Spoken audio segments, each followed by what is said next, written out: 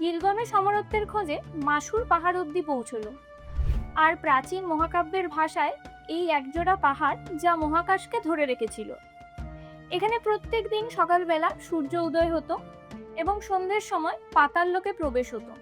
আর এই পাতাল লোকের দরজায় পাহারা দিত বিচ্ছু মানবেরা। তারা ছিল অর্ধেক মানুষ আর অর্ধেক কাকড়া বিছে। তারা গিলগামেশের পথ আটকায় এবং তাকে জিজ্ঞেস করে যে গিলগামেশ এখানে কেন এসেছে। এখান থেকে আজ অবধি কোনো মানুষ বেঁচে ফিরতে পারেন। গিলগামেশ তাদেরকে পুরো কাহিনী শোনায়, কিভাবে এনকেডুর মৃত্যু হয়েছিল, কি ছিল গিলগামেশের ভয় এবং তার মনের মধ্যে যে এই অমরত্বের আকাঙ্ক্ষা জেগে উঠেছিল, সে সবই সে তাদেরকে শোনায়। গিলগামেশকে দেখে বিচ্ছু মানবদের দয়া হলো। তারা গিলগামেশকে বলল, এই পাহাড় দুটোর মাঝখানে 12 লিগ দূরত্ব জায়গা আছে।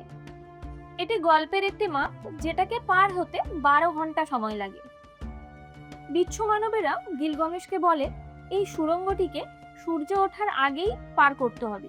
যদি তার আগে সূর্য উঠে যায় তাহলে সে পুড়ে ছাই হয়ে যাবে।